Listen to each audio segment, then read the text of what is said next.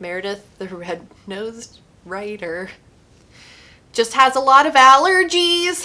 So sorry if I'm like, but anyway, okay, let's go ahead and do this video. Hey everyone, welcome back to my YouTube channel. My name is Meredith E. Phillips. I'm a writer, reader, and bunny mama, and I have exciting news, maybe. So if you watched this previous video, I mentioned that I did do some fictional writing in middle school in the form of soap opera serials for my friends, and it was titled Lover's Tribulations, and I looked for them and I found them. So I need to know, am I really gonna post this? If I post it and people say yes, then I have to do it. So I don't know, but they're real rough. Let me tell you, I read some of them and I was just like, whoa, girl, what? They're just cheesy. I mean, I was like 14 or something when I was writing them. I don't know, maybe younger, 13. It was in the age of Quick Dot. You guys, does anyone remember Quick Dot? It was like pre-AOL Instant Messenger. That's a completely separate topic, but I wanted to mention it. I did find them. They are very cringeworthy, and I don't know. Ugh. Should I do like a dramatic reading or something? They're real bad. Oh gosh. They're pretty awful. But that is part of my writer origin story, which is what I wanted to talk about today. If you have been on Instagram and watched any of Victoria Schwab's The Right Way podcast, author interview series, video thing, I don't know what you're really supposed to call them. They're on Instagram Live and she posts them here on YouTube. I'll link all that information below. But one of the questions that she likes to start with is asking the authors their origin story. How did they start writing? How old were they? What kind of stuff did they start with? Where are they now? That kind of thing. So I thought that'd be kind of a cool video idea to talk about. We all have our own origin stories, so I'll definitely be interested to hear yours. If you post a video talking about your origin story, definitely link to it below, or leave a comment and tell us kind of where you got your start with writing. Okay, so my author origin story, I don't want to say every author, every writer's origin story starts this way, but I think a lot of them do, because one of the really important things about being a good writer is that you need to be a reader, and most of the time you're going to be reading, or you're going to be read to, before you can even start writing. So my origin story definitely starts in childhood and all of the reading that we did in my family. My parents read a ton to us, all the typical kind of like bedtime stories and that kind of thing. My mom read me all of the Little House on the Prairie books when I was in like 3rd and 4th grade. We read through all of them together. She read them out loud to me. And as I got older and could read on my own, I was a pretty good reader. I enjoyed reading. I would read a lot, especially in the summertime when I wasn't in school. I remember the first time I finished an entire chapter book in one day. I was so proud of myself. It was The Boxcar Children. I forget the title. It was the one with like the mystery behind the wall, the secret behind the wall. I'll find it and pop a thing up here. But that was the first book I ever finished, the entire book in one day. I was so proud of myself. So I really enjoyed reading all through high school. By the time I got to college, I still did enjoy reading fiction books for pleasure, but of course in college you're doing a lot of reading for your classes, and when you have free time, you're usually not, at least I wasn't, usually picking up books to read just for fun because I was tired of reading for my classes. So I didn't read quite as much in college, and that trend kind of continued into my post-college life. I became a teacher, and if you know anything about teachers, they are very busy and it's exhausting a lot of the time, and I just did not have the willpower to read. When I was done with teaching for the day, I would get home and have to do grading and lesson planning and all that kind of stuff, and by the time I was so done, it would be evening or it would be the weekend, and I would just be tired. I didn't want to do anything that required mental effort. So a lot of times I would just end up watching TV or YouTube videos and that kind of thing. But when I quit teaching in 2013, I found that I had so much extra time on my hands, which was crazy, but great. And I got really into a whole bunch of different hobbies. I realized that I didn't have hobbies when I was a teacher because all of my free time was taken up with teaching things. The first hobby that I really got into was photography. I ended up buying a DSLR camera, played around with that quite a bit. Photography then eventually led into scrapbooking. I really enjoyed scrapbooking. And what I've realized kind of looking back is both of those types of hobbies, photography and scrapbooking, both of those things are ways of telling stories. You tell a story with your camera and with the photographs that you produce. You're telling your own personal story when you're doing scrapbooking. And I think that's just interesting to note, is that even before I was writing, the hobbies that I was drawn to involved writing or storytelling in some capacity. In late 2015, I remember I was sitting around in my apartment. My husband worked weekends at the time, and so I was by myself and I was bored. I decided I wanted a book to read, and I didn't want just a book. I wanted a book that was just going to completely envelop every aspect of me and just be one of those books where you are consumed by it. So I ended up going on Goodreads and sort of searching around trying to find a book that looked good. And at the time, there was a book that had just been released called A Court of Thorns and Roses, and it was being marketed as a Beauty and the Beast retelling. And I thought, well, I like Beauty and the Beast, the story, and this book looks fun. It had like the fantasy element to it, which sounded appealing. You obviously have a little bit of a romance going if it's going to be a Beauty and the Beast retelling, which I was interested in. And so I decided to purchase the book and start reading. I was obsessed. It was exactly what I wanted. It was perfect. It drew me in. I read the entire thing, I don't remember, in like 2 or 3 days. I was engrossed in the story and in the characters and in the romance and in the exciting, all of the things. It was so good. And when I finished that, I wanted more. I wanted more immediately. And of course, at that point, the second book hadn't come out, so I needed more from somebody else. So I went out and I started reading YA fantasy like a nutcase. I was reading it and reading it and reading it. I would sit and read for the entire day, basically, on the weekends. Evenings I would come home and I would be reading for hours. By the time I had done this for several months and it got to be April of 2016, I started writing my own story. I had an idea on the way to work one day and I just started pantsing this draft of this story, which I thought was gonna be pretty amazing. Like, I knew that first-time writers weren't gonna do good stories, but mine was definitely gonna be different and awesome and probably a bestseller. But we all know now that that is not the case. It was a disaster. And even though I had a lot of fun writing it, I realized after I had finished it that it was a big mess and it was gonna take a lot to try to revise it. So I started reading craft books and looking up videos on YouTube on people who were talking about writing and storytelling and how to do that successfully and the elements you needed to include within the story. Meanwhile, in my reading life, I had been reading YA fantasy solid for like 6 months. And I think if you read any genre exclusively at the rate I was reading it in that kind of short time span,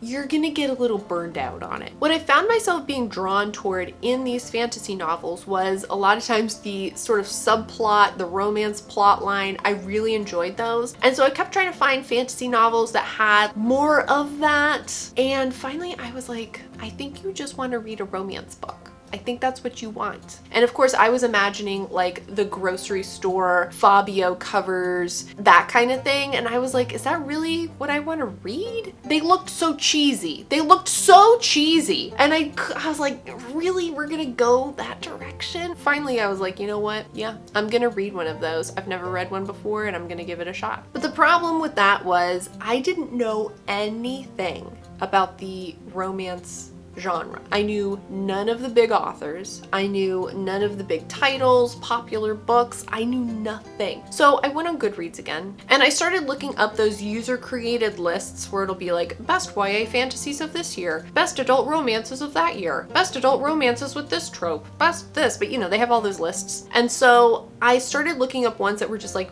best romance book. I didn't even know like specifically what to look up. And so I ended up finding a bunch of lists with historical romances on it. And that sounded very appealing to me. And there was one book in particular that was mentioned on a bunch of these lists, and very often it was the #1 book on these users' lists. And that book was Devil in Winter by Lisa Kleypas. What a delight this book was. And you can see there's no Fabio on the cover of this, although he is on the inside. There he is. Well, it's not Fabio, but you know. Anyway, I thought the plot for this sounded good. There were so many people who, again, it was on like the top of their list. So I was like, all right, we'll give this one a try. It has the marriage of convenience trope, which you know is my favorite. I don't think I realized at the time that it was my favorite, but I was like, yes, this sounds perfect. I devoured this book. It was engrossing from chapter 1 and I freaking loved it. The characters were perfect. It was exactly what I wanted. So of course, I kind of did the same thing with historical romance like I did with YA fantasy. As soon as I'd read one book, I was like, more of this immediately. And so then I went on like the binge to end all binges. I read so many romance books for months and months and months. I was just like, more. And of course, when you start reading in a genre you haven't read before, I feel like, at least for me, what's happened is then I start thinking of stories that I want to see in the books. And then I'm like searching for books with that story. And sometimes they exist and sometimes they don't. Meanwhile, I was still trying to revise and work on this disastrous mess of a first draft I'd written. I did a really stupid thing because I'd written, you guys, I made some really dumb choices. I wrote that initial first draft, like I said, between April and May in 2016. By the time we got to November for Nano, what do you think I did? Did I rewrite book 1? No, because it was like book 1 of a trilogy. Obviously, I'm going to start with a multiple perspective, multiple book story. Yes, that's appropriate for a first-time writer. But what do you think I did in November? Did I try to rewrite the book? No. Did I try to write something else that was maybe a little more simple to sort of hone my talents? No, I did not. I decided to write book 2. I wrote book 2. I wrote book 2. It was fun. Also, it was still a mess. How can you write book 2 to a book 1 that you didn't have all the elements worked out for it? But that's what I did. I won. I had 50,000 words at the end of November, so you know what?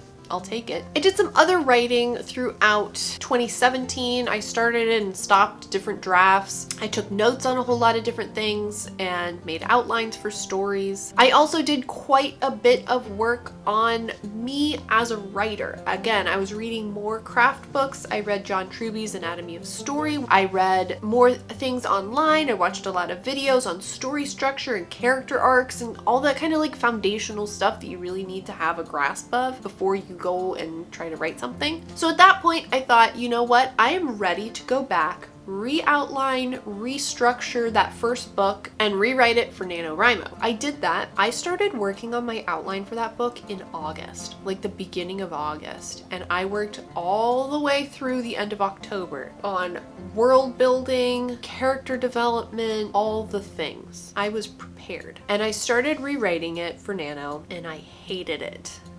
I hated the story. I hated how structured it felt. I didn't like the characters. It felt very forced and boring. I finished. I got 50,000 words, but as soon as I hit 50,000 words, I quit writing it because I just disliked it so much, which was really disheartening because I'd spent a lot of time trying to work out this story and it just wasn't gonna happen. And I think the reason that it was still incredibly difficult is, like I said, the story I have in mind for this is really complex. I need to create an entire new world and society. I've got to have multiple characters. This is supposed to be a book that takes like 2 or 3 books to tell. I just didn't feel like I was skilled enough yet to tell that kind of really complex story. So I was a little discouraged with all of that. And then I decided to try writing some romance because that's what I was reading mainly at the time. And I thought maybe you should try that. So I did. I tried writing a whole bunch of different romance things and really enjoyed it. I wrote a romance for NaNoWriMo in 2017 and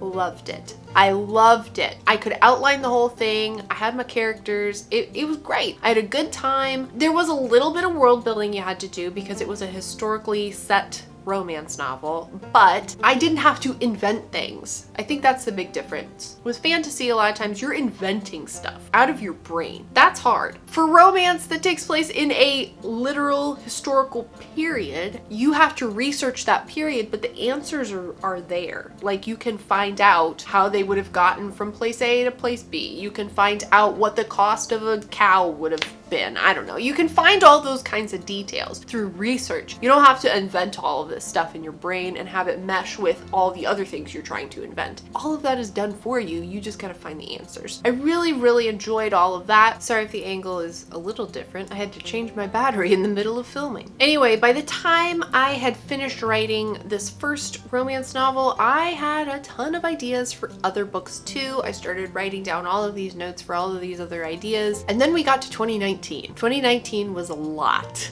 I did start writing different things at the beginning of the year, but something interesting happened when we got to May. And the interesting thing was we realized we were gonna have to move. Us being us, we decided we're not just gonna move some close distance, we're gonna move from Virginia to Texas, which is a long way. So we were dealing with this, halfway across the country move and a whole lot of other stuff. I didn't write anything from May until October of 2019. It felt like a long time, but we were buying a house and moving, and it was a really crazy year. And initially I wasn't even going to do Nano last year, and we were so busy with like cleaning up this house that we'd purchased and doing all this different stuff. I mean, we had people at the house all the time, electricians and plumbers and window people and yard people, and just like, it was a lot. And by the time we got to the beginning of October, we were still just sort of trying to settle in, unpack boxes, get stuff organized, make sure that we weren't going to be electrocuted when we plugged stuff into the sockets, things like that. So writing was not the top of my mind, but of course at the beginning of October, what do you have? You've got all of the Preptober stuff that's starting to be posted on Instagram and on YouTube and different places like that. I was getting emails from NaNoWriMo talking about the upcoming month of November and how exciting it was going to be, and I was like, I have to do it. So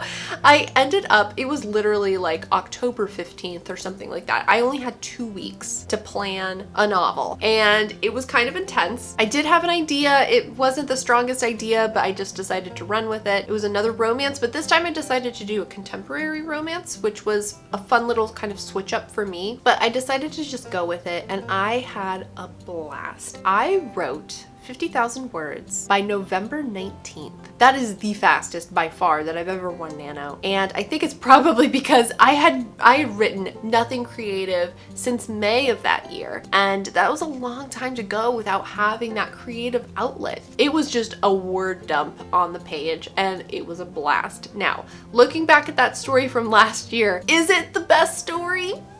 Not really. I don't know if I would say there's plot holes necessarily, but there's not a whole lot of plot. It's kind of meandering and it's not particularly interesting, but I still had a lot of fun writing it. It was fun trying a contemporary instead of a historical romance. Would definitely try again. This year has been really exciting. I know I've talked in previous videos that I've joined a critique group. That's been huge and instrumental in my growth as a writer and in my confidence as a writer too. It's nice having other people tell you, you're doing pretty good. You know, here's some stuff to fix, but this is really nice so far. So that's been really great. I started a YouTube channel, so that's been interesting and a lot of fun. This has been a big year. 2020 has been a lot of crap, but also for me personally, it's been a lot of good too. So that's kind of where I am currently with my writing journey. I'm ready. I'm excited for Nano this year. I've done it. This will be my 5th year doing Nano. I've won every year.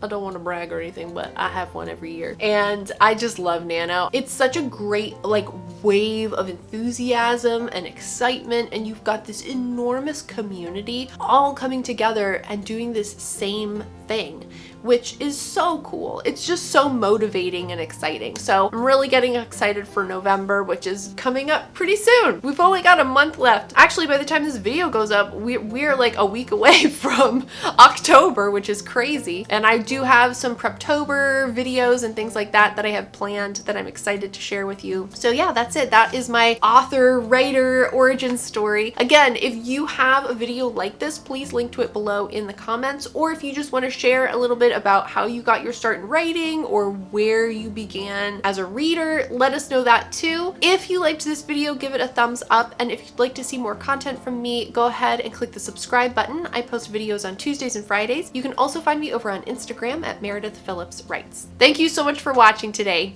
Bye. But I think a lot of our, oh, did I turn it on? Okay, gosh darn that stupid mic. I wish there was a thing on the screen that would be like, your mic's on, good job. Okay, it's on. Gosh, Meredith, disaster. Okay. Ugh.